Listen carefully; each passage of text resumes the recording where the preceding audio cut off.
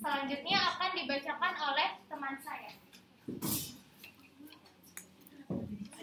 Kesehatan. Kesehatan adalah keadaan sehat baik secara fisik, mental maupun sosial yang memungkinkan setiap orang untuk hidup produktif secara sosial dan ekonomi. Apa sih yang dimaksud sehat? Yang dimaksud sehat itu sehat jika ia sehat secara fisik, sehat secara sosial, dan sehat secara jiwa. Sehat secara fisik artinya memiliki badan yang sehat dan bugar. Kalau sehat secara sosial artinya mampu menjalin hubungan baik dengan orang lain. Kalau sehat secara jiwa, merasa senang dan bahagia, dapat menerima kelebihan dan kekurangan diri sendiri dan teman.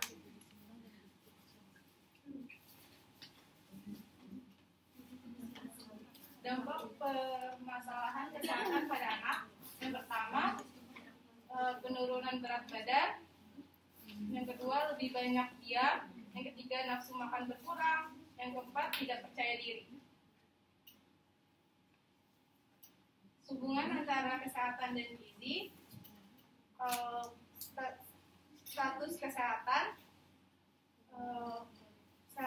berhubungan dengan kesehatan fisik dan hubungan sosial. Kalau status gizi berhubungan dengan kesehatan fisik dan lingkungan. Selanjutnya akan dibacakan oleh Monica. Konsep dasar ilmu gizi. Ilmu gizi adalah ilmu yang mempelajari segala sesuatu tentang makanan dalam hubungannya dengan kesehatan optimal. Kebutuhan gizi. Kebutuhan gizi adalah jumlah zat gizi yang diperlukan seseorang untuk mencapai dan mempertahankan status gizi yang optimal. Kebutuhan gizi dipengaruhi oleh umur, jenis kelamin, berat badan, tinggi badan, dan aktivitas. Gizi. Ilmu gizi membahas tentang asupan gizi yang diperlukan tubuh, bagaimana mengatur makanan, serta mempelajari bagaimana nutrisi mempengaruhi fungsi tubuh dan kesehatan. Gizi ada dua, gizi seimbang sama gizi tidak seimbang. Gizi seimbang adalah susunan asupan sehari-hari yang jenis dan jumlah zat gizinya sesuai dengan kebutuhan tubuh. Gizi tidak seimbang akan dijelaskan oleh Lila Marselia. Apa yang terjadi jika gizi seimbang? Lihat dulu.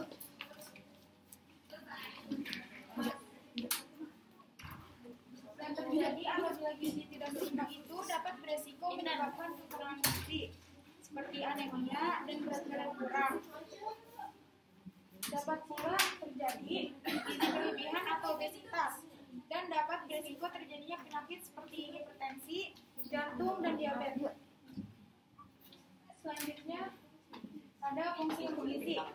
Itu terbagi menjadi tiga. Yang pertama ada sumber energi untuk menggerakkan tubuh dan metabolisme tubuh. Yang kedua itu untuk pertumbuhan dan mempertahankan jaringan berfungsi sebagai pembentuk sel-sel pada jaringan tubuh. Dan yang ketiga ada itu sebagai pengatur proses dalam tubuh yaitu protein, vitamin, mineral, dan air. Selanjutnya itu kurang gizi buat anak, kurang energi. Banyak anak Indonesia yang mengalami masalah kesehatan, kurang energi, kronis atau bisa disebut KST, KEK. Yang pertama itu ada penyebab anak KEK. Yang pertama itu dipengaruhi oleh ekonomi, terus kurangnya asupan gizi, dan berpengaruhnya alasan psikososial seperti penampilan dan tidak percaya diri terlihat gemuk. Yang kedua itu ada dampak KEK, yaitu meningkatkan resiko berbagai penyakit infeksi dan gangguan hormonal. Dan yang terakhir itu pencegahannya dengan mengkonsumsi makanan bergizi seimbang. Materi selanjutnya akan disampaikan oleh Zita. Faktor resiko terhadap masalah gizi di setiap fase. Untuk fase ibu hamil itu ada ibu hamil yang melahirkan bayi dengan berat badan lahir rendah, yang disebut BMT. Yang kedua itu kematian saat persalinan ibu hamil. Yang ketiga ibu hamil dengan obesitas.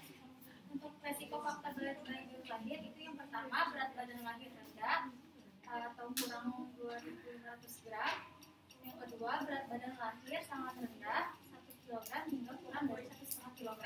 Yang ketiga, bayi mengalami kelebihan berat badan atau disebut makrosonia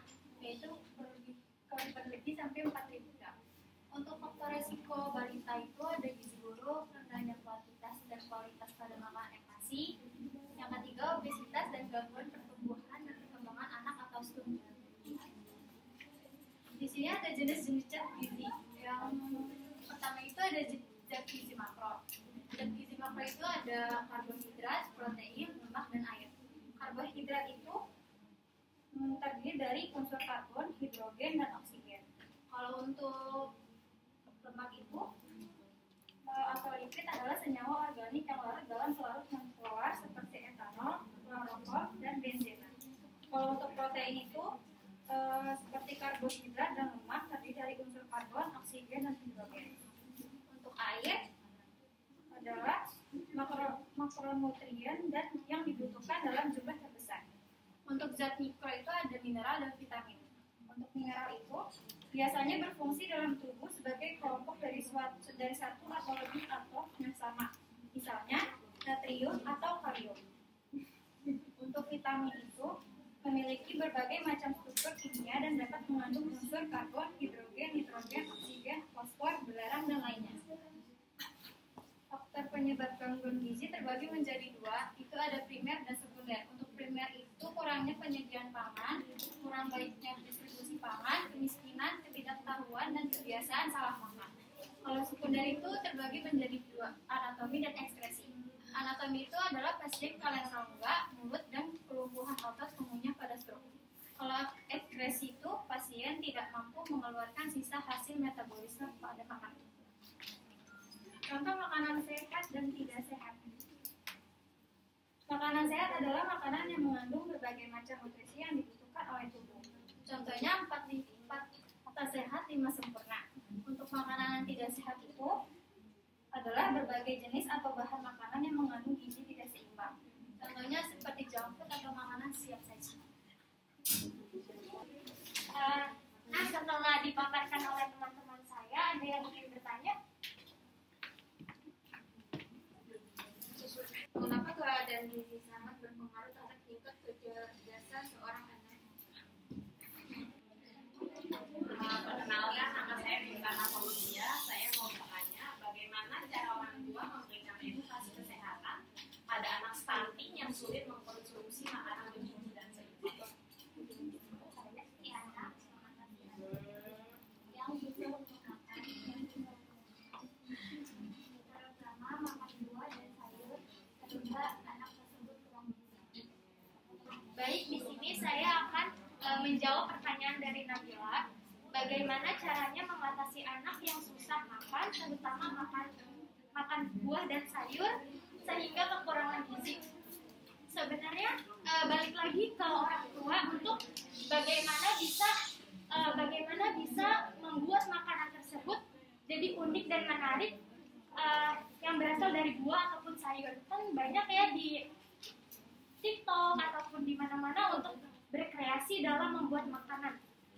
Jadi sehingga anak tersebut tidak kekurangan asupan gizi. Ayo, silakan jawab pertanyaan dari Rifana. Bagaimana cara orang tua memberikan edukasi kesehatan pada anak stunting yang sulit mengonsumsi makanan bergizi dan seimbang? Jadi biasanya tuh kan anak kecil suka mengikuti kegiatan orang tuanya kan, suka mencontoh kegiatan orang tuanya. Jadi dari pertama tuh dari orang tuanya yang sering kayak memberikan contoh untuk makan sayur gitu di depannya dia. Jadi bisa ditiru ya, ditiru oleh anaknya gitu. Terus yang kedua bisa mengajak untuk membaca atau menceritakan ya buku sambil dijelaskan dari manfaat buah-buahan atau sayur-sayuran serta makanan sehat lainnya. Terima kasih. Saya ingin menjawab pertanyaan dari Ibu. Mengapa keadaan gizi sangat berpengaruh terhadap tingkat kecerdasan seorang anak? Dikarenakan kecerdasan anak sangat erat kaitannya dengan asupan gizi. Nutrisi yang baik berasal dari kebiasaan mengkonsumsi makanan yang baik yang akan membuat otak berfungsi secara aktif dan optimal. Semua zat gizi, mulai dari karbohidrat, protein, lemak, vitamin A, B, C, D, E, dan K, serta semua jenis mineral, baik mineral mikro dan makro, itu penting dan berpengaruh pada pertumbuhan otak dan perkembangan kecerdasan apabila makanan tidak mengandung zat-zat gizi yang dibutuhkan dan keadaan tidak berlangsung lama, yang dibutuhkan dan keadaan ini tidak berlangsung lama, akan menyebabkan perubahan metabolisme dalam otak berakibat terjadi ketidakmampuan berfungsi normal. Teman-teman, hari ini kita diskusinya tentang kesehatan dan gizi, jadi konsep dasarnya. Ya, teman-teman itu sudah banyak membuat video perkenalan dan penjelasan awal ya. Terima kasih, keren-keren. Ya, tolong diteruskan. Ya, jadi dibikin setiap hari kalau bisa tentang konten-konten seperti itu. Kalau teman-teman kuliah apapun, dapat insight gitu ya, bikin aja setiap satu kuliah satu materi kan bisa. Bikin setiap hari itu dibombardir dengan informasi yang edukatif gitu maksud saya ya di sosial media. Nah, beberapa yang sudah dibahas tadi dan ditanyakan teman-teman itu saya kira seluruhnya hampir semuanya itu sudah dibahas kalau teman-teman ngecek ya video saya itu udah dibahas semuanya. Ya, jadi kalau ngecek ke belakang yang di YouTube misalnya terutama ya, itu banyak sudah dibahas, ada di podcast, ada di rekaman perkuliahan. Tinggal mau didengerin apa enggak ya. Nah, kesehatan itu kemarin kita sudah bahas ya. Ada aspek di sini disebutkan 3, fisik, mental, sosial, satu lagi apa? Spiritual. Kenapa spiritual itu menjadi penting? Sekarang saya tanya, negara Indonesia ini termasuk negara apa? Berkembang, berkembang ya? Jadi negara maju ya? Kenapa? Kenapa? Karena SDM-nya banyak, ya kan? Alamnya kaya luar biasa, SDM-nya kaya, SDM-nya banyak. Terus apa yang masalah? Kualitas SDM-nya. Ya, jadi mungkin sumber dayanya mestinya bisa dikelola tapi tidak tepat manfaatnya atau pengelolaannya. Nah, oke lah kita dianggap sebagai negara yang masih berkembang atau bahkan mungkin terbelakang enggak ya? Tapi kita lihat di negara maju sekarang. Di Indonesia banyak ya masalah kesehatan ya. Di negara maju ada nggak masalah kesehatan? Nggak ada. Apa? Nggak kelihatan. Gelap ya, nggak mungkin. Nggak mungkin. Kayaknya kalau di negara maju nggak mungkin dia ada masalah kesehatan, gitu ya? Apa kira-kira? Contohnya di negara maju di mana? Amerika, USA ya? Apa Jepang? Apa lagi? Cina sekarang sudah jadi negara maju? Sudah? Wah, malu ya kita ya. Oke, katakanlah di salah satu dari 3 negara ini, kira-kira masalahnya apa ya? Masalah kesehatannya? Atau kalau enggak ya udah masalah umum? Apa? Apanya? Makanannya? Kenapa makanannya? Makanannya apa? Junk food? Iya. Sampah dimakan gitu ya? Makanan mentah dimakan. Kata siapa itu masalah? mentah banget. Tapi ini banyak. Harusnya dimasak. Kalau kamu dengerin ahli gizinya langsung, makanan terbaik itu makanan dari alam dan mentah. Kenapa? Karena kalau dibakar itu teroksidasi dong ya kan? Karena proses pembakaran pasti mengakibatkan perubahan struktur kimia dalam kandungan makanan dan seterusnya. Tapi tergantung juga sih yang menjadi makanan. Cuma yang masalah gimana kualitas atau kebersihan dari si bahan dasarnya tadi gitu. Jadi kalau teman-teman bilang, Bu, sayur misalnya gitu, sayur terbaik gimana makannya? Mentah. Jadi orang-orang yang ahli gizi itu bilang kalau dia diproses ya, kemudian dibuat dalam bentuk yang bermacam-macam, menarik dan sebagainya, itu namanya bukan makanan kata ahli gizi. Dokter Tan tuh bilang itu bukan makanan, itu dagangan. Jadi apa bedanya dagangan sama makanan? Dagangan itu diciptakan. Jadi si pembelinya diciptakan. Kalau makanan udah ada, pengkonsumsinya itu konsumennya itu udah ada. Tapi kalau dagangan itu konsumennya diciptakan. Jadi dibikin supaya orang itu suka, tertarik gitu sama itu. Dan yang dijual itu apa? Kalau orang ahli marketing itu dia bilang orang yang jualan tuh 2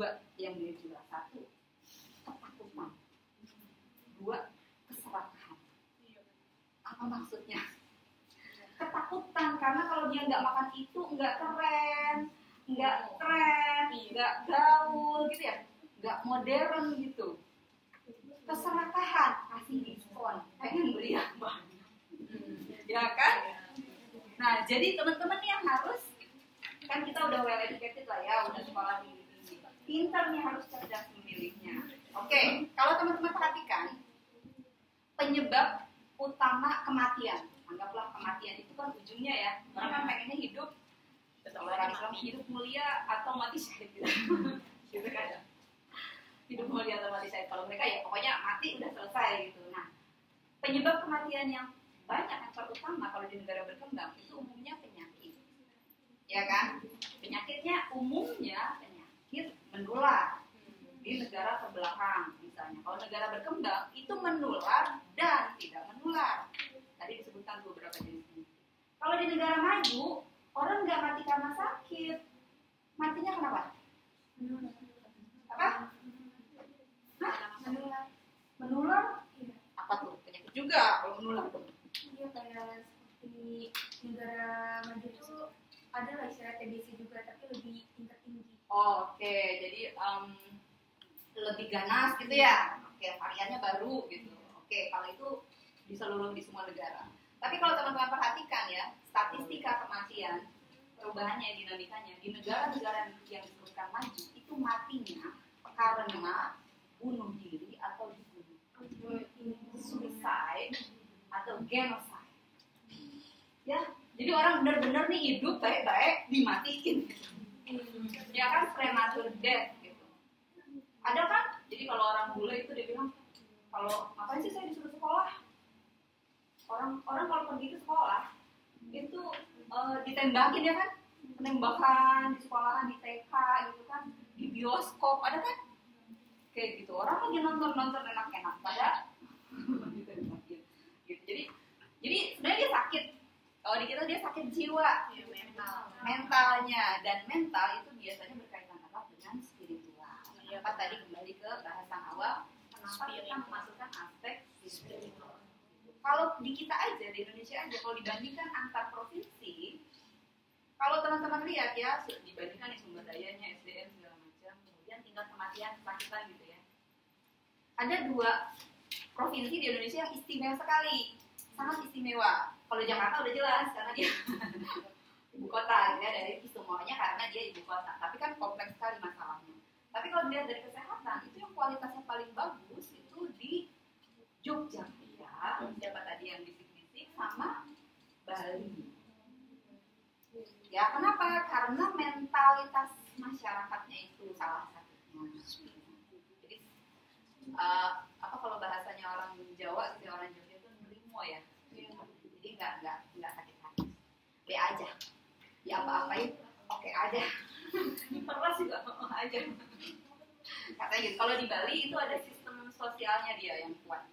Ya. Tapi itu masyarakat yang pribumi dan mungkin dulu ya. Kalau sekarang kita nggak tahu udah banyak akulturasi ya, banyak budaya luar masuk.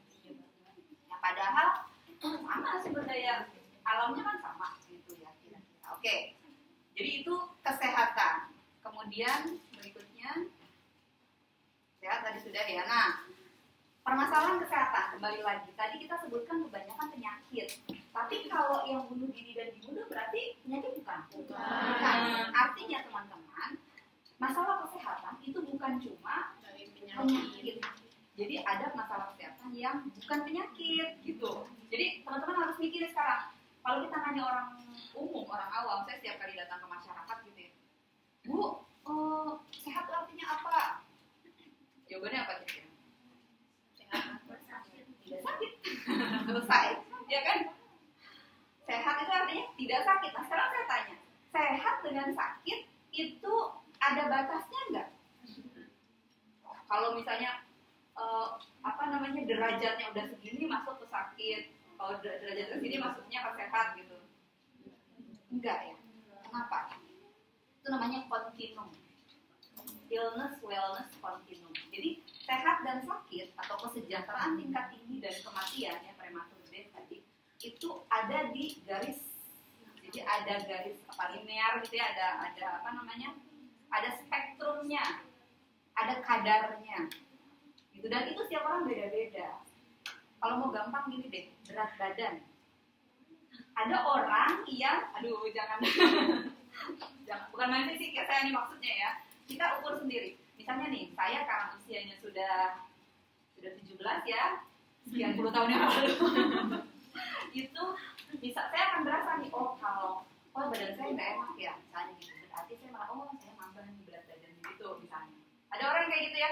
Jadi dia merasa dirinya itu akan fit di berat badan sekian, tinggi badan sekian gitu. Ada kayak gitu sekarang? Mulai perhatiin deh. Ada ya? Wah saya berasa ini nih badannya berat, nggak nyaman gitu ya, bagian tubuh tertentu kayaknya nggak enak gitu. Ada ya yang kayak gitu. Mungkin apalagi nanti kalau teman-teman udah nikah, nikah bukan masalah nikahnya ya. Aktivitas seksual pertama itu mengakibatkan perubahan hormon luar biasa.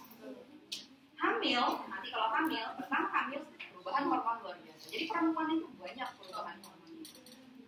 Jadi teman-teman harus siapkan diri ya, siapkan mental ya.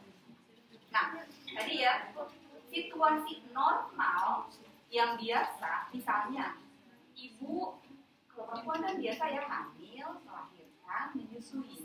Masalah kesehatan bukan? Bukan. Biasa dong ya kan? Tapi kalau ibu hamil, dengan kasus kemarin yang ibu ditolak ya, padahal sebenarnya miskomunikasi coba. Cuma gara-gara miskomunikasi, si ibu ini akhirnya meninggal beserta bayinya.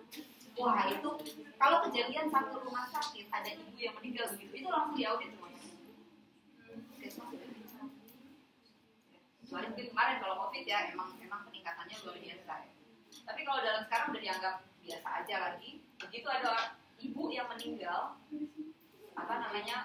hamil gitu, ibu hamil yang meninggal itu langsung diaudit tuh seluruhnya rumah sakit, bukan cuma situasi pada saat itu aja, tapi ke belakangnya itu semuanya kena. Nah, jadi harusnya kan itu normal, bukan masalah kesehatan. Sama dengan misalnya kecelakaan. Kecelakaannya di mana?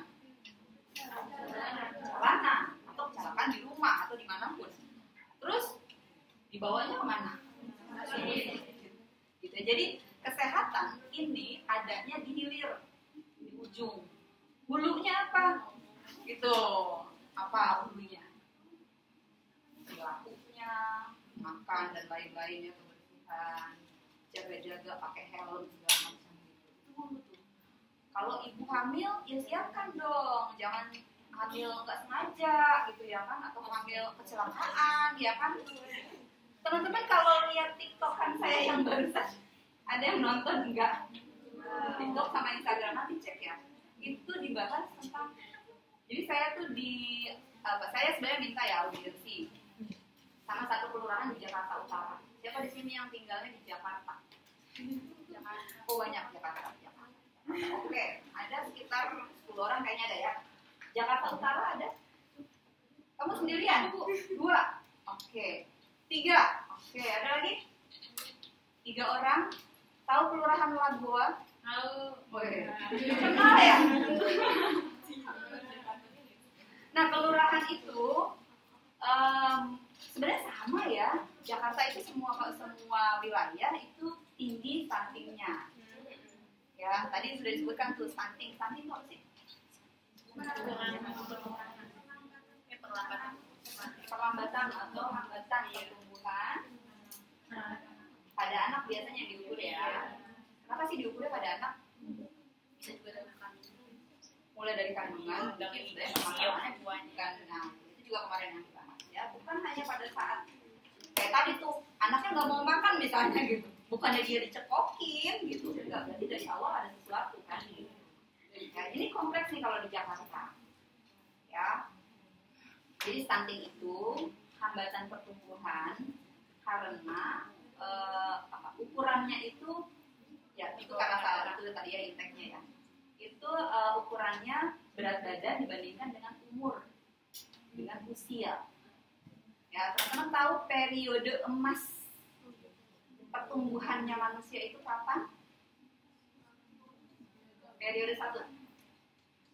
Bayi itu periode emas. Bayang nggak? Tadi disebutkan di sini ya. Ibu melahirkan, berat berat bayinya berapa? Ada yang Normalnya. Jangan sebutin yang masalah. Mana tadi ada tadi 2,5 ya, 2.500 gram. Nah, ini. Jadi kurang dari 2.500 gram itu rendah. Jadi harus lebih dari 2.500 gram, tapi harus kurang dari 4.000 sorry. 2.500 gram sampai 4.000 gram. Itu gede banget loh 4.000 gram. Oh, iya. Kalau ya, nanti kita bahas itu. Kenapa harus disesar? Ya, jadi oke, anggap normal ya, 3,5 kilo biasanya gitu ya, 3 kilo atau 3,5 kilo biasanya kan gitu ya, ya. Panjangnya kira-kira 49-50 cm. Dalam 1 tahun itu anak berat badannya berapa?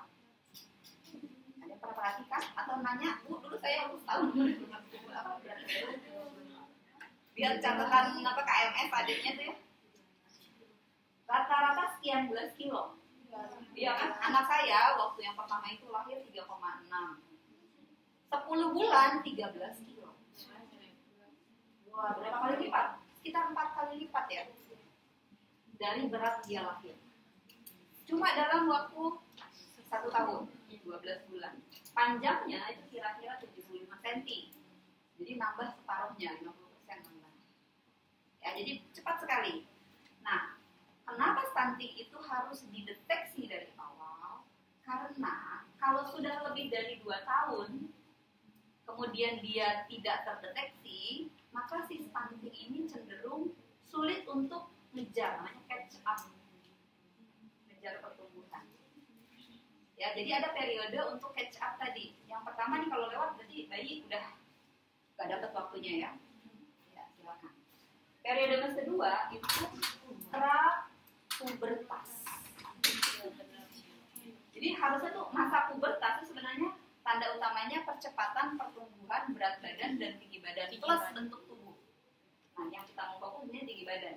Pasti deh kalau kamu tanya anak-anak SD, SMP, SMA, nanti mulai ya dengan tugas berikutnya nanya tentang, kemarin kan kita tanya body shaming ya. Gak usah langsung nanya body shaming. Pertama kalian nanyanya tugas besok ya.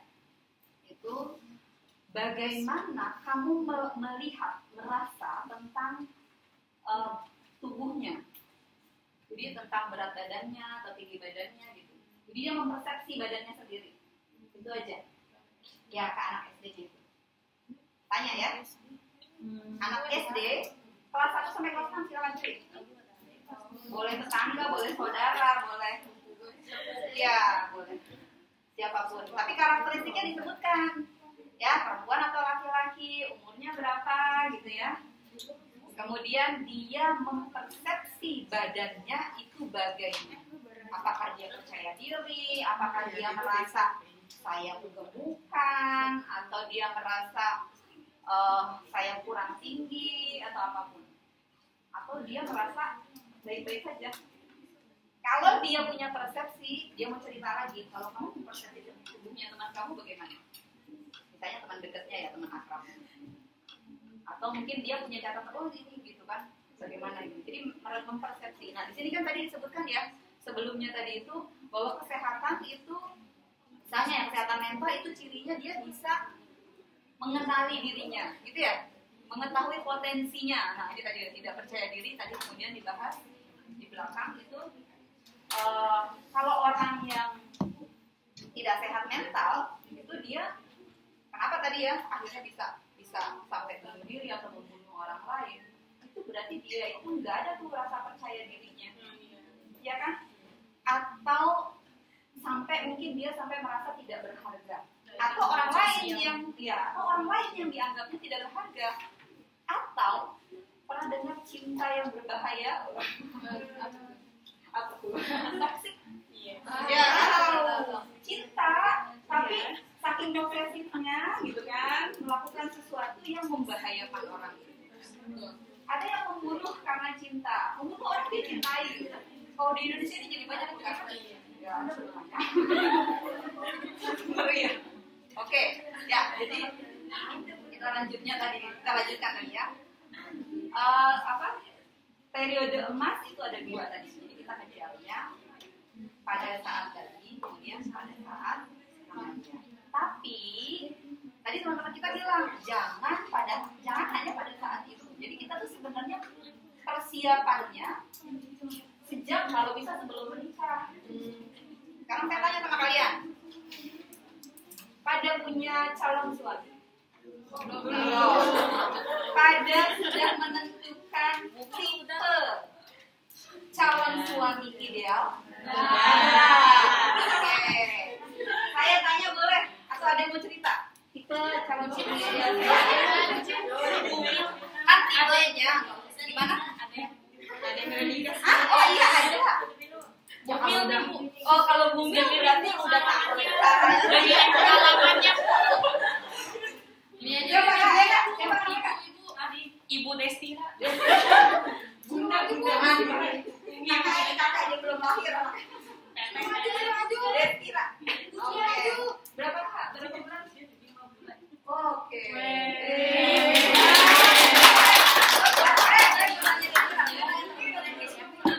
Teman-temannya Destina nih ya. Itu kalau tahu temennya hamil tuh bagaimana? Seru.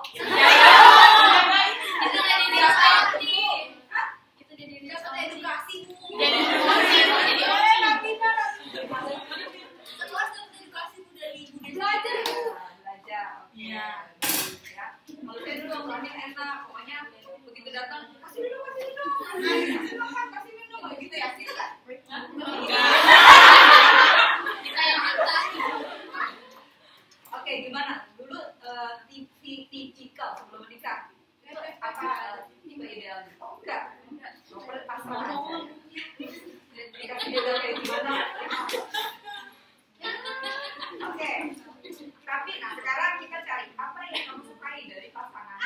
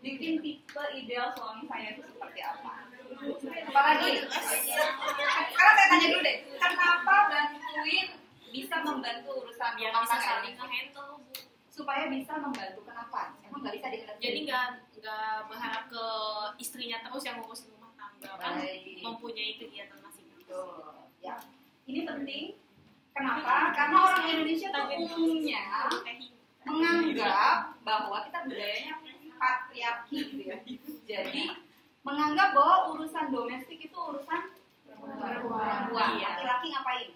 Kerja, cari uang, cari duit yang banyak. Kita juga bisa ya. Padahal kalau dibaca ayat Al-Qur'annya,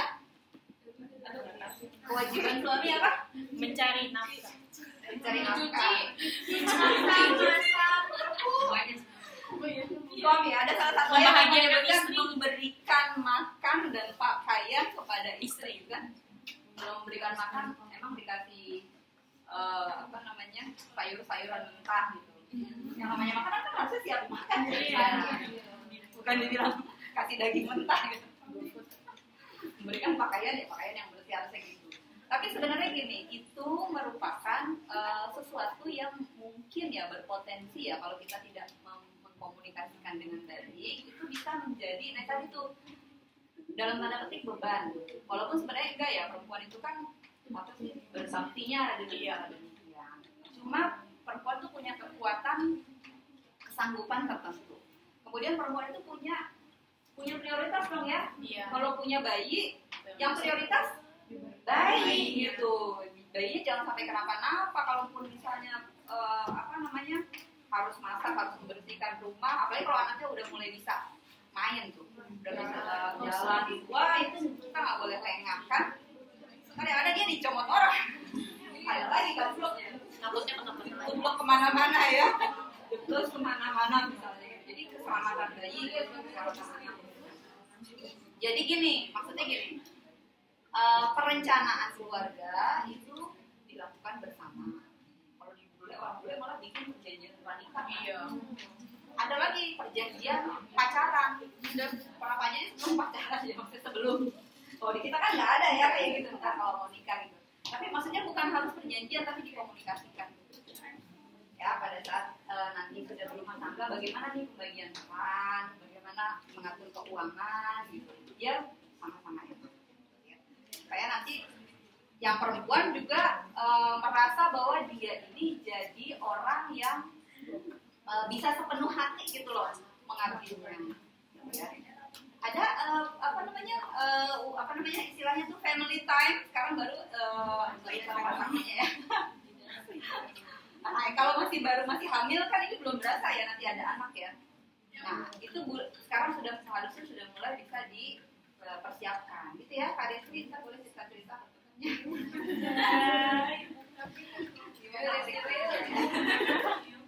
gitu. Kenapa? Karena kalau teman-teman melihat kasus-kasus yang ada tuh ibu melakukan apa gitu ya kepada anaknya gitu ya. Kemudian teman-teman pernah mendengar istilah baby blues gitu ya. Kenapa itu bisa terjadi? Karena tadi tuh nggak ada komunikasi yang baik. Saya dulu waktu S2 risetnya tentang hak reproduksi pasangan menikah. Ya, salah satu hak reproduksi tadi tuh yang teman-teman berasosiasi ya jauh ya, hak seksual. Misalnya. Nah, hak seksual namanya hak gitu ya. Udah gitu seksual. Orang kalau berpikir seksual, teman-teman kalau baca lihat video saya tentang kesehatan reproduksi, itu dijelaskan bahwa reproduksi itu artinya dan produksi itu artinya apa? Itu artinya apa? Kembali, kan? Mengulang, berarti siklus. Produksi menghasilkan. Ya. Jadi fungsi reproduksi itu ada dua. Yang pertama, prokreasi, menciptakan, menghasilkan. Yang kedua, rekreasi, menyenangkan, membahagiakan, menenangkan, memberikan kenyamanan gitu. Enak ya, ini enak-enaknya nih maksudnya. Nah, mereka yang menyimpang itu dia nggak mungkin kan melakukan aktivitas reproduksi atau aktivitas seksual itu untuk fungsi prokreasi. Pasti dia untuk yang rekreasi aja, untuk senang-senang aja gitu. Jangan hedon.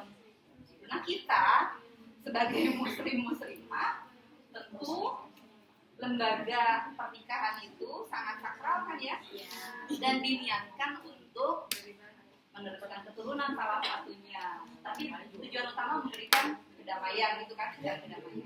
Oke, sama-sama. Kenapa? Karena kalau jomblo katanya, kalau jomblo terus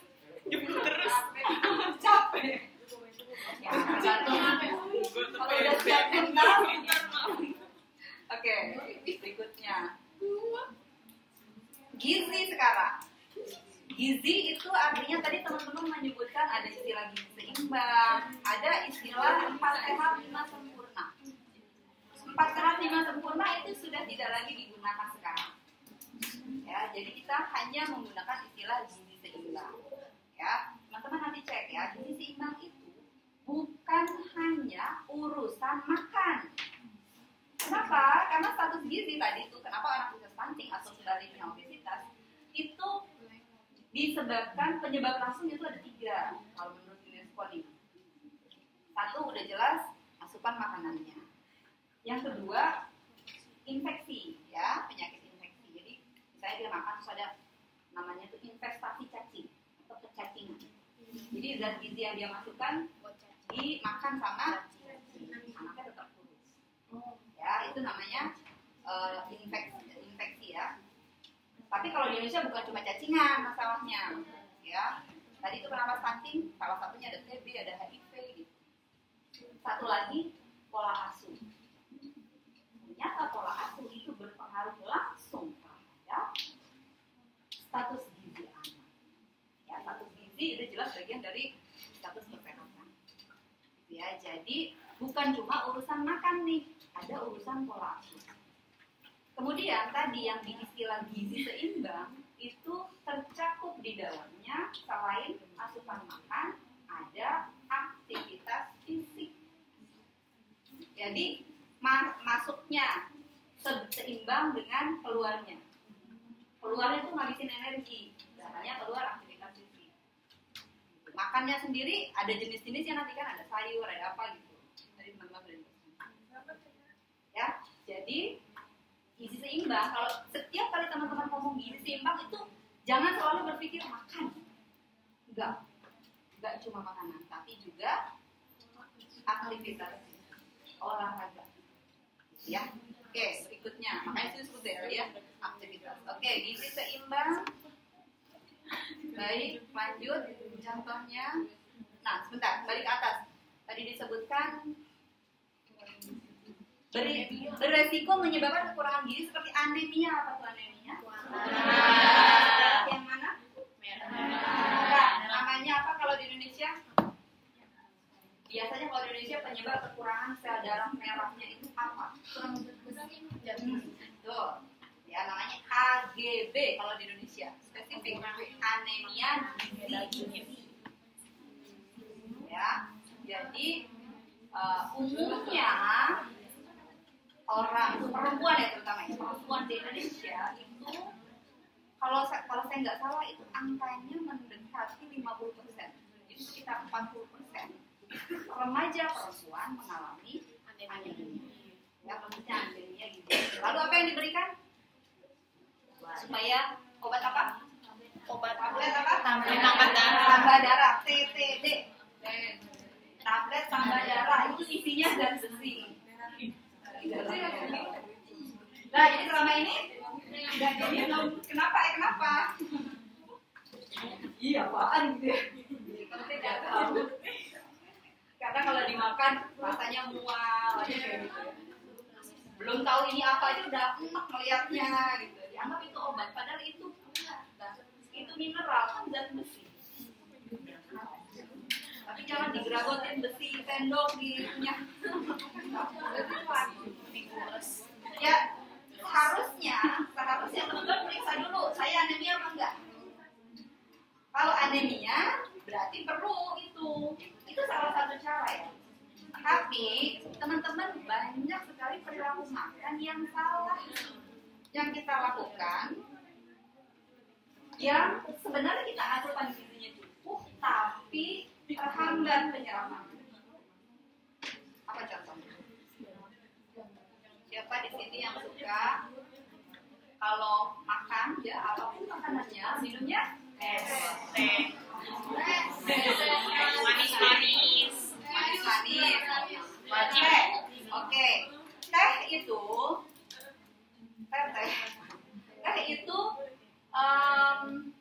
bagus karena mengandung banyak antioksidan ya, antioksidan. Tapi si fungsi zat-zat gizi yang ada dalam teh itu kalau dia dicampur dengan gula itu hilang. Jadi yang kalian dapat hanya manfaat manis si gula. Nah, jadi kalau makan itu rasanya aja. Kalau kamu mau minum mungkin teh tawar atau boleh minum teh manis tapi boleh pakai es. Nggak ada masalah sih ya. Nggak ada masalah. Tapi dia akan menghambat penyerapan zat besi tadi salah satu. Jadi kalau kita makan besar, udah gizi seimbang, lengkap gizinya, terus kamu minumnya teh, ya mau es teh, mau hangat, mau tawar, mau manis, udah dimasukin gizinya nggak bisa diserap. Sia-sia ya, dibuang. Sama itu. Iya, sama juga bodong. Contoh itu. Contoh lagi. misalnya telur. Nah, siapa di sini yang suka makan kalau telur digoreng itu sampai crunchy gitu ya? Enak kan? Aduh, gurih-gurihnya ya gitu ya. Tapi bagian yang garingnya itu sudah jadi junk food. Jadi sampah, nggak ada gizinya, sudah rusak semua. Kembali lagi kita makan sampah. Atau kalau dia direbus, itu kenapa? Kalau direbus kenapa? Ya karena pemanasan tadi merusak zat gizi. Sayangku. Makanya saya kasih telur yang apa? Direbus, teman-teman perhatikan. Kalau bagian kuning pinggirannya itu berwarna hijau biru, biruan atau kehijauan, itu berarti overcook, kelebihan, kematangan. Nah, itu sebenarnya juga rusak. Jadi kalau merebus telur tidak sampai 10 menit teorinya, 8 menit sampai 8 menit. Jadi cari nih teknik merebus telur supaya zat gizinya tidak hilang. Itu contoh-contoh sederhana ya. Kenapa?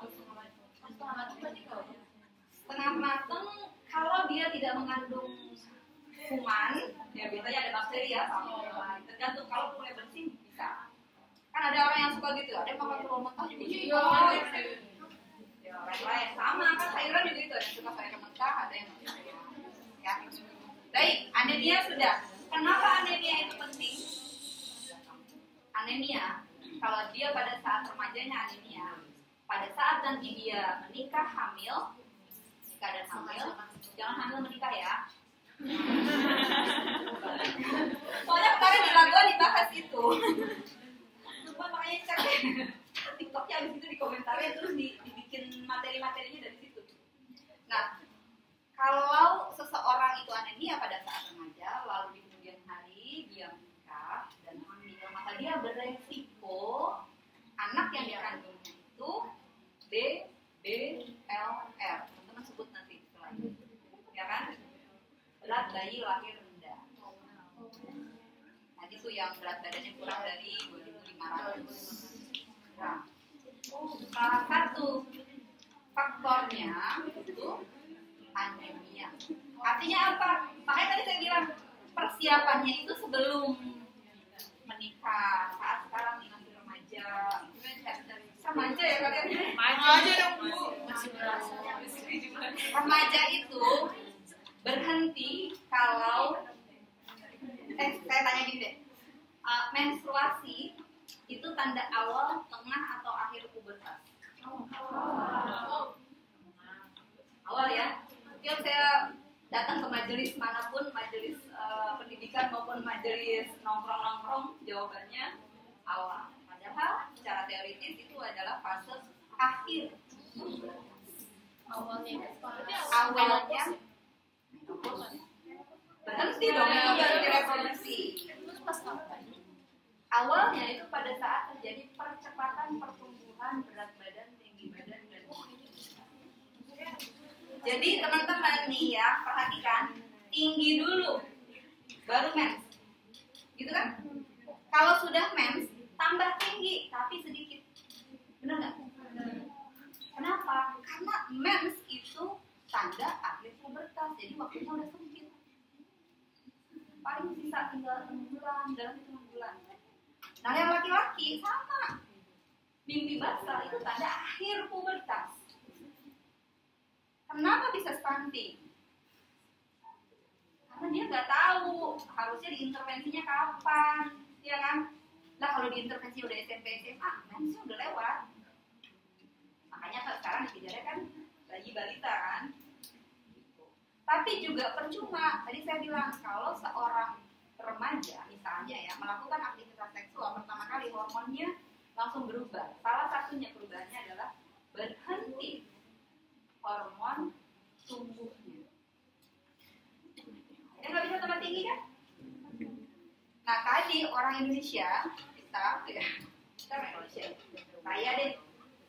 Saya kira-kira beratnya berapa, tingginya berapa? 160 157, 150. 151 paling saya, atau paling bener paling bagus 151 setengah atau 152. Saya nggak terlalu tinggi, berat badan cukup lah ya, proporsional, tidak terlalu kurang atau lebih. Tapi waktu saya masih remaja, waktu saya masih kuliah, saya gemuk. SMP, SMA sampai kuliah saya lumayan berat. Nah, saya tadi cerita ya, anak saya yang pertama saya lahirkan beratnya 3,6 dan itu bisa lahir normal walaupun dengan perjuangan ya, luar biasa. Kenapa orang yang tadi misalnya ada resiko perlu melakukan seksio cesarian? Ya, pertama tadi kemungkinannya ketika dia anemia tadi ya DLM. Kemudian kalau bayinya besar berarti nggak bisa lewat kan, harus di seksio. Nah yang kedua, orangnya sih nggak anemia, biasa-biasa aja, tapi dia melakukan aktivitas seksual, lalu pertumbuhannya berhenti, ya kan? Harusnya tambah tinggi dan tambah besar. Yang penting buat perempuan itu panggul, rongga panggul. Kenapa? Karena bayi akan tertampung di sini di perut, ya kan? Dan melewati si rongga panggul tadi ketika kalau dia mau lahirnya normal ya, APN. Kalau enggak, ya kalian mau di bedah-bedah. Seksio itu lebih lama pemulihannya kan. Kalau orang yang lahirnya pervaginam, kemudian dia ASI eksklusif, ya itu umumnya ukuran rahim bahkan berat badan tubuhnya kembali ke ukuran seperti sebelum dia hamil dalam waktu 1 bulan. Jadi saya kelihatan lebih kurus justru ketika setelah melahirkan. Belum melahirkan saya kelihatannya ya adalah lumayan gitu ya. Jadi panjang nih urusannya, masalah anemia, kemudian terutama ya perempuan tadi ya. Jadi pandai-pandailah menjaga usaha ya. Kemudian tadi berat badan kurang, teman-teman tadi sebut kurang energi kronik. Kronik itu artinya udah lama. Jadi misalnya gini, teman-teman makan setiap hari ya. Kalau puasa gimana? Juga kan? Setiap hari juga. Jadi walaupun kita puasa, kalau orang Islam ya. Nah, pola kita makan setiap hari itu yang dihitung dilihat. Ya, jadi kalau dia kelebihannya misalnya 10 kalori aja. Tapi kalau setiap hari ditumpuk 10 kalori gitu kan, akhirnya jadi lama-lama gemuk. Kelebihan berat badan lalu gemuk. Ya, tahapannya gitu. Kalau yang kurang, pertama dia gizi kurang dulu, lalu dia gizi buruk yang tadi tuh kurang energi. Ya, jadi dia akumulasi dari pola makan harian. Ya, berlebihan obesitas. Nah, di sini disebutkan resiko terjadi penyakit hipertensi jantung dan diabetes. Jadi ini termasuk jenis penyakit tidak menular. Nama lainnya degeneratif. Nama lainnya katastrofik. Kenapa disebut demikian? Karena penyakit ini memiskinkan. Terapinya akan jadi seumur hidup. Tadi saya baca berita, tren masalah ginjal, gangguan ginjal, maju ke usia muda. Sebelumnya, zaman saya masih ngajar SMP tahun 10 tahunan yang lalu, itu tren hipertensi dan kalau insulin itu diabetes itu sudah pada anak-anak remaja. Jadi anak-anak kemarin beberapa tahun yang lalu ada kasus mahasiswa kita yang mahasiswa kami di SKM akhirnya kayaknya wafat juga meninggal kanker. Umurnya masih 20-an berarti kan? Kalian kan masuk kuliah berarti 18-an ya, 18, 19, 20.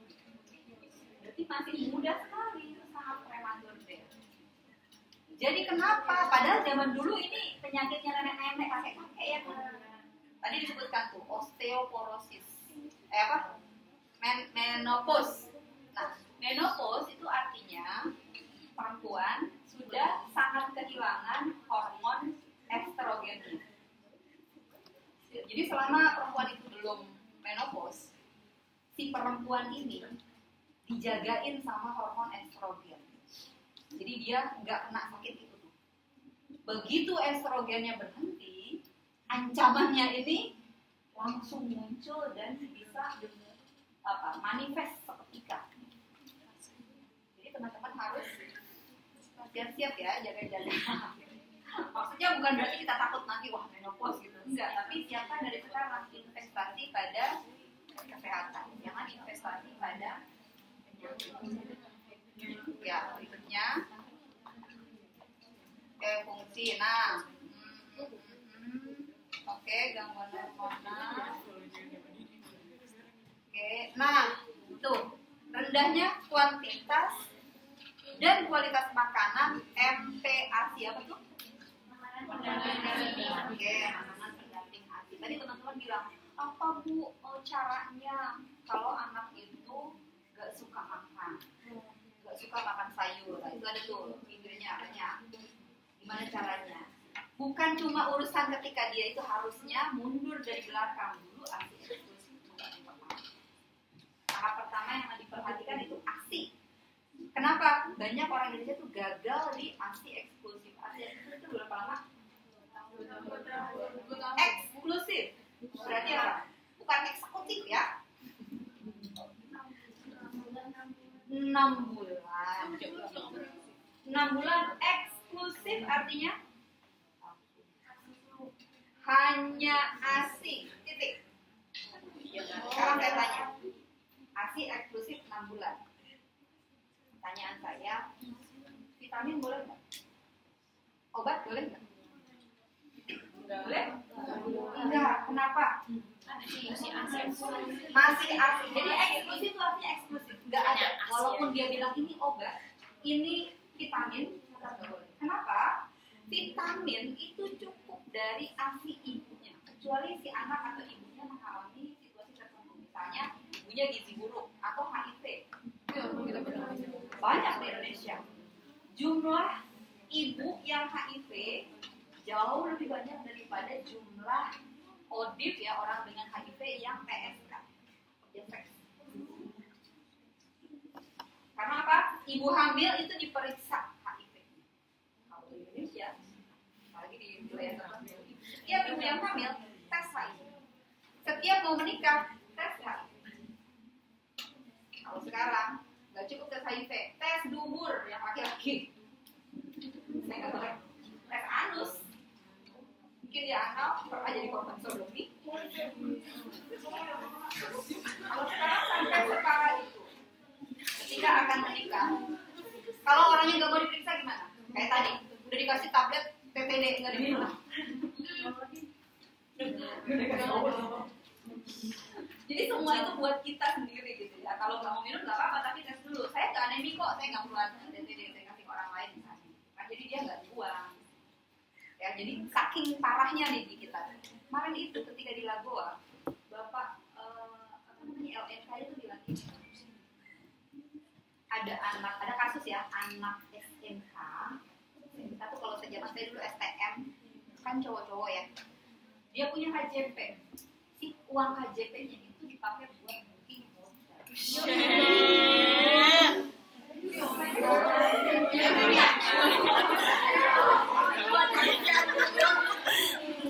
Jadi jadinya di situ. Terus saya bilang, Pak, itu anak STM. Berarti jeruk makan jeruk. Cowok. Iya. Makanya teman-teman yang tinggal di Jakarta Utara, ayo bantuin saya. Kita intervensi. Pak Lurahnya tuh minta ke saya. Jadi beberapa bulan yang lalu itu saya diminta untuk bikin pelatihan. Jadi saya minta jadi narasumber untuk pelatihan kader posyandu. Ada beberapa tuh. Ada posyandu lansia, balita, sama remaja. Nah, di situ tuh keluar tuh mamanya curhat, anak-anaknya curhat. Kemudian diperkuat dengan bapak-bapak tadi yang lurah dan perangkat. dan mereka sangat berharap MUJD bisa melakukan sesuatu di sana. Mereka udah ngerjain itu sepenuh hati setiap saat. Puskesmas kemarin saya ketemu juga, jadi bukan cuma sama Pak Lurah, saya pikir cuma sama Pak Lurah, ternyata ada orang PKK, ada orang puskesmas, ada orang PKB, bukan partai ya, apa PKB? Penyuluh KB. Ya, terus sama bapak-bapak yang LMK itu. Jadi ada diskusi tuh. Mereka sangat perlu. Nah, si posyandu remajanya ini baru dikembangkan satu. Jadi sangat perlu intervensi. Anak yang tadi stunting misalnya, ketika saya tanya karakteristiknya ya, biasanya itu anak dari kelompok ibunya masih muda, mungkin ibunya remaja. Banyak kasus yang menikah hamil duluan, PhD ya. PhD kalau saya pernah hamil duluan, pernah hamil duluan. Terus, jadi menikah itu terpaksa gitu loh maksudnya. Kemudian dia ada yang punya penyakit penyerta, ada jantung, ada paru. Begitu dia bilang paru, saya tanya, bapaknya TBC, kemungkinan kan? Kalau dia TBC, biasanya itu juga dicek HIV. Ini bisa jadi nih HIV-nya tinggi juga. Itu datanya dipegang sama orang yang berbeda. Jadi banyak saya mau diintervensi di situ. Ya, oke. BBLR, kematian persalinan, oke. Berikutnya ada lagi. Oh iya, tadi saya lanjutkan dulu. Yang setelah, jadi gini, ibu memberikan ASI eksklusif kan kepada bayi. Jadi tolong kalian kalau nanti hamil, upayakan sebisanya memberikan ASI eksklusif. Setelah itu kalau udah MPASI, udah 6 bulan, biasanya sih dikasih makan apa aja. Versi kita ya, itu udah bisa. Insya Allah bisa. Anak saya sudah 8 bulan, lihat saya makan jagung, dia ngiler ya kan, saya kasih jagung, loh bisa loh dia makan jagung.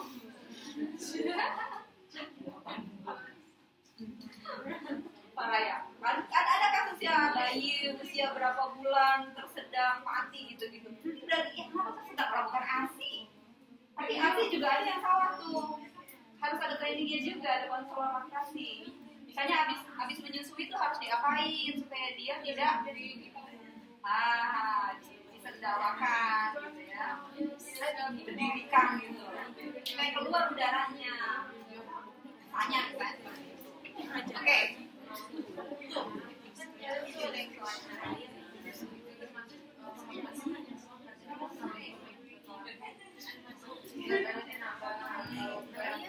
Kalau haid ini maksudnya kalau haid pertama, siklusnya ya. Kalau haid siklus di awal-awal baru mulai baru belajar ya, jadi siklusnya masih belum stabil. Ya, makanya ketika kami melakukan edukasi kepada remaja, ada kan mitos yang dibilang melakukan hubungan seks pertama sekali aja. Padahal bahkan ya udah jelas itu bisa tetap hamil gitu. Bahkan kalau dia merasa dirinya pintar, saya udah ngecek jadwal, kemudian pada saat dia bukan masa ovulasi dia ngecek misalnya gitu, terus dia merasa gak bakalan hamil, ternyata bisa hamil. Kenapa? Karena hormonnya tadi itu belum stabil, masih maju mundur, jadi gak apa-apa. Kecuali misalnya terlalu sampai sakit gitu, darahnya terlalu banyak misalnya gitu, sampai darah banyak kan jadinya kehilangan darahnya, terlalu banyak sampai lemes gitu. Ya kalau sakitnya berlebihan gitu itu perlu diperiksa, harus dikonsultasikan. Kayak apa mungkin perlu dicek hormon. Tapi mungkin kalau berkaitan dengan nambah jadi, maksudnya berubah berat badannya gara-gara si haid tadi, nggak ada hubungan langsung saya kira ya. Saya belum pernah dapat referensi yang menjelaskan tentang hubungan langsung antara siklus haid yang tidak berubah tadi dengan berat badan yang berkurang.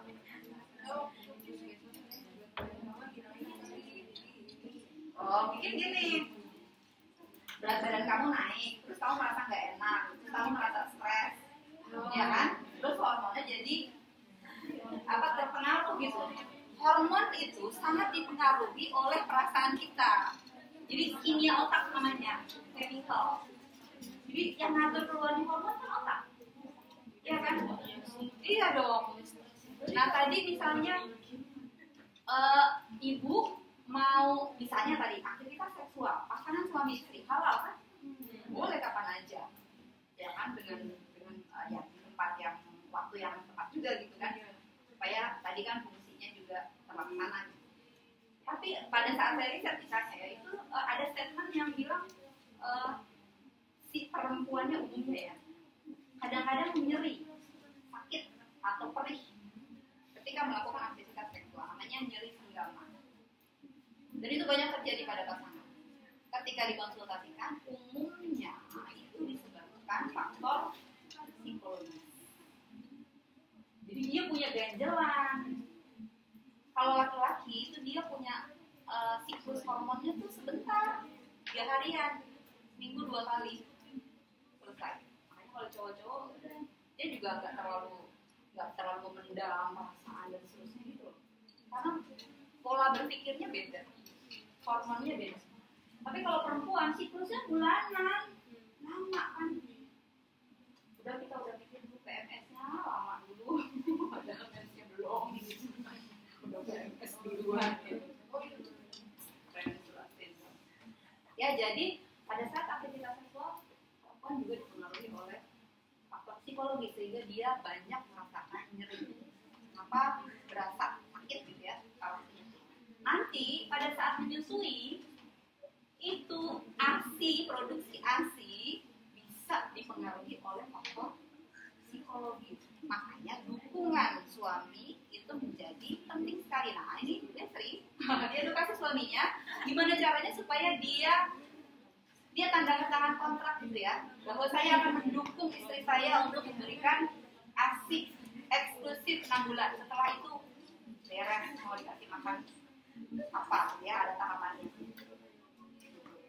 Jadi 90%, lebih dari 90% perempuan atau ibu yang didukung oleh pasangannya ketika memberikan ASI itu akan berhasil.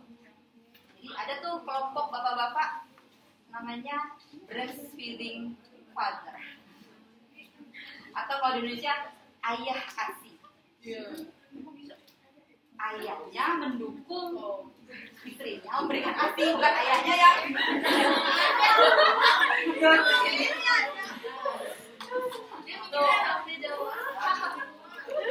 bapaknya jadi gede dong. Untuk ya aja kasih makan ya kan, bersihin popok gitu. Kenapa bapak ya suami itu, peran suami itu menjadi penting terutama dalam pengasuhan anak. Perhatikan anak-anak yang tidak yang tidak normal, maksudnya yang mengalami juvenile delinquency, kenakalan remaja, whatever kenakalannya, seks, narkoba, rokok, tawuran, ya kan, jailin orang, alkohol itu, apapun kenakalannya, perhatikan hasil riset menunjukkan itu adalah anak-anak yang tidak dekat dengan ayahnya. Kenapa peran laki-laki menjadi penting? Nah, si bapak-bapak tuh pernah ngobrol sama saya ya, ini si bapak-bapak ramah banget, padahal saya bukan tipikal orang yang suka ngomong. Maaf ya teman-teman, ini saya ngomong banyak sekarang doang. Jadi untung kalian minta saya offline sekali, setelah ini kayaknya kita online terus. Gantian saya udah ngomong nih, berapa jam coba aja lihat.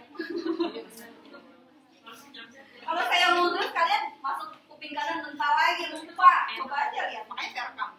Kalau kalian mau nanya apa-apa tuh lihat rekamannya udah ada. Enggak mati.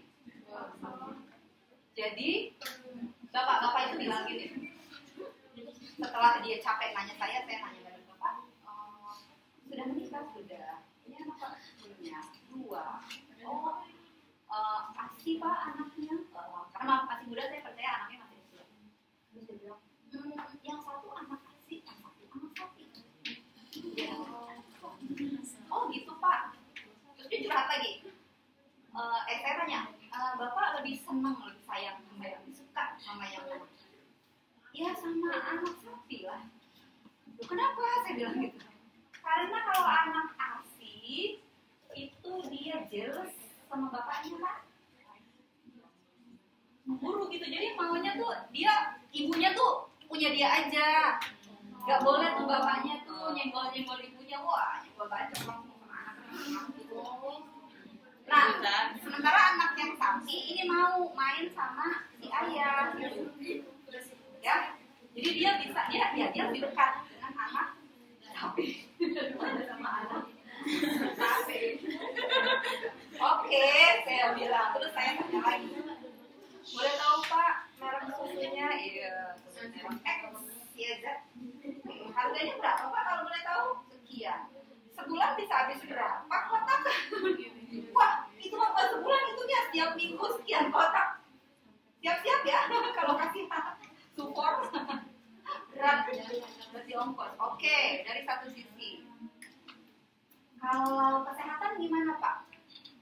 Kalau anak yang ASI sering ke rumah sakit, dia mikir, saya nggak ingat kapan terakhir ke rumah sakit. Jadi hampir tidak. Terus tanya, kalau anak yang anak sapi, itu mah sebulan bisa berkali-kali. Kalau parents zaman now kadang-kadang bangga juga ya kalau dia pergi ke rumah sakit, wah lagi di foto besar lagi di rumah sakit, siapa foto saya itu ke rumah sakit juga. Cuma saya bilang kalau ke rumah sakit ya, jangan pada saat orang itu sakit, nggak enak ngeluarin duit, sakit hati juga kan. Datang ke rumah sakit itu untuk check up aja. Jadi kita bisa hahi gitu, mau foto-foto juga nggak apa-apa, orang cuma check up. Ya kan? Nah ini orang lagi sakit, lagi menderita, ditusuk-tusuk, dipoto. Itu ada teman saya tuh, oma 3 hari. Teman sekolah saya udah sejak SMA dia merokok. Dan yang sakit bukan cuma dia, anaknya. Gitu jadinya kan. Jadi itu yang tadi saya sebut investasi untuk penyakit. Jangan, kita maunya investasi untuk sehat. Ya, kembali lagi ke si bapak. Sekarang dia hitung biaya rumah sakit sama biaya nyunyu, ASI, support. Itu belum botol, ya kan? Belum popok, dan lain-lain. Mahal ya, dia bilang gitu. Tapi kan saya nggak bisa main kalau dia ASI. Karena nempel sama emaknya gitu loh, maksudnya dia mau juga main sama anak ASI. Terus saya tanya, anak ASI itu nempel 24 jam sama emaknya nggak? Enggak. Terus kapan dia bisa lepas sama emaknya? Kalau lagi tidur dia tidur sendiri, oke. Terus kayak tanya apa? Makan kan ASI. Saya tanya, mandiin harus ibunya atau boleh bapaknya? Gantiin popok boleh bapaknya. Habis mandi pijit-pijit saya mau pilih bayi. Boleh bapaknya dua-duanya. Habis mandi dipakein baju, diajak main, diajak jalan-jalan, sama bapaknya boleh? Boleh. Ada kan waktu itu? Ada. Habis itu caranya dia harus cari quality time, di situ mengikat tuh emosi. Kalau teman-teman baca ayat Al-Qur'annya juga kan gitu, komunikasi emak ke anak dengan bapak ke anak dan sebaliknya, mana yang lebih banyak? Ibu atau bapak? Ibu? Cek di Al-Quran ya, tanya sama guru agama, guru. Cek ya. Kalau yang pernah saya dengar itu, saya nggak hitung sendiri sih ya, saya cuma baca aja. Itu yang bapak ke anak itu ada 14 ayat. Yang ibu ke anak 2 ayat. Maka banding 7. Jadi lebih banyak. Coba aja di Luqman, di surat Luqman berapa ayat itu? Kan di bab ya bunaya gitu kan, bla bla bla, kan berarti bapak ke Luqman, bukan mak-mak dong ya kan? Kalau perempuan namanya Oki.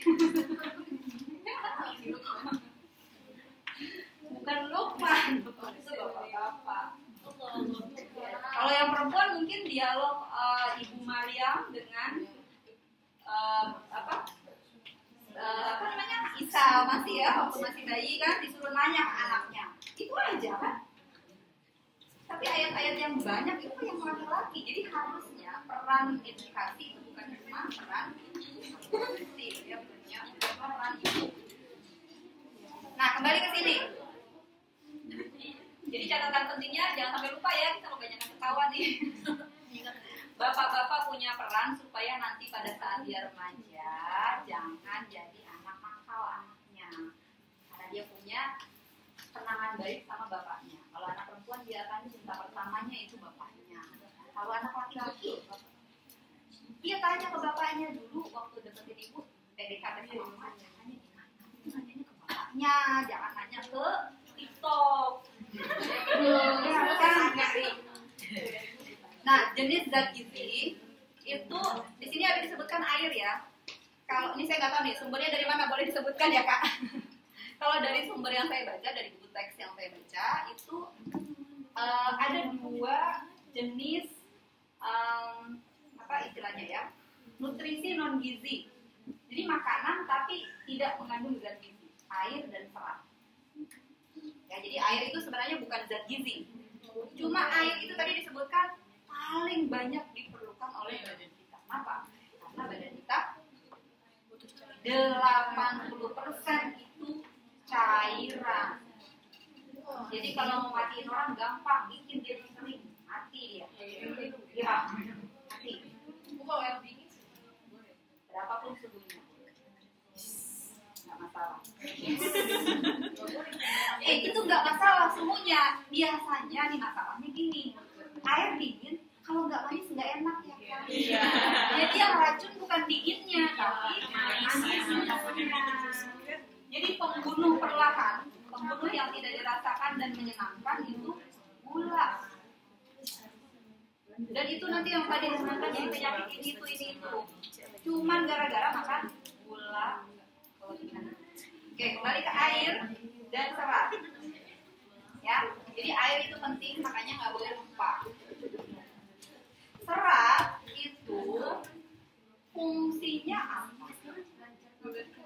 Yes. Jadi kalau kita makan, maka dia harus selalu ada porsi untuk serat. Dan kalau kita lihat isi piringku, separuhnya itu isinya serat. Jadi kalau teman-teman makan nasi ya, nasinya banyak, ikannya banyak, sayurnya secuil, salah. Jadi pertama yang kamu ambil sayur dulu isi sampai setengah piring, baru ambil nasi dan lauk. Itu caranya. Kata saya, oh gitu caranya. Kalau nggak suka sayur gimana Bu? Makan buah atau sayur ya, itu sama. Nah kembali ke air tadi ya, dan serat ya, serat. Nah sekarang apa fungsi serat tadi sudah disebutkan. Ada lagi fungsi yang penting, satu lagi yang mungkin bisa dianalogikan seperti kalau kita mau membersihkan ruangan, misalnya kamar mandi gitu ya, kotor. Yang kita lakukan kalau membersihkan kamar mandi apa? Disikat, yes. Disikat, habis itu disiram, diguyur, dibilas, ya kan? Jadi perlu sikat dan bilas. Nah, serat itu fungsinya seperti sikat. Jadi dia akan memberikan massa, kemudian dia gini, kalau kita makan ciki-cikian gitu ya, crispy gitu, kentang goreng dan teman-temannya, mie instan misalnya gitu ya, mie ancur, nah itu nempel di saluran pencernaan, di usus, ya, panjang tuh kan urusannya. Tapi kalau kita makan setelah itu kita banyak makan serat, itu si serat seperti nikatin, dia membawa. Tapi nggak boleh kurang air. Jadi kalau disikatin doang juga disiram, terus juga ya kan. Jadi airnya habis. Dulu ada kasus tuh, minum apa? Vegeta apa gitu ya, yang instan itu ya. Terus dia nggak minum, akibatnya berakhir di rumah sakit juga. Karena seratnya banyak tapi nggak ada air. Oke, udah kebanyakan ya? Terus juga dari saya ya? Masih ada yang mau ditanyain? Sudah cukup? Cukup, oke. Bisa kita lihat lagi sampai selesai, Kak? Nah, ntar dulu deh saya tanya nih. Unhealthy burger sama soda itu kenapa? Burger beberapa pemanasan tinggi dimasak. Dimasak dengan pemanasan tinggi, jadi zat gizinya hilang. Oke. Kemudian soda gulanya tinggi. Oke. Dan burger itu karbohidratnya tinggi. Karbohidrat tinggi itu artinya gula tinggi. Karbohidrat sama dengan gula. Jadi walaupun dia tidak manis di lidah, tapi dia tinggi gula. Karena ini betul, kadar gulanya akan jadi tinggi di darah. Sebenarnya gini, awalnya nggak apa-apa, karena di dalam badan kita ada yang namanya insulin. Ya kan, insulin itu dikeluarkan oleh pankreas. Kemudian si gula tadi diproses, diubah menjadi glikogen. Pernah dengar ya? Glikogen itu gula hati. Dan dia akan dideposit, dititip di jaringan. Tapi kalau kita banyak makan kayak gitu, capek nggak insulinnya? Capek pankreasnya ya. Insulinnya akhirnya lama-lama nggak bisa diproduksi lagi, pankreasnya hancur. Itu yang mengakibatkan si gula nggak bisa berubah jadi glikogen. Jadi si gulanya langsung masuk ke darah. Jadilah si darah mengandung gula.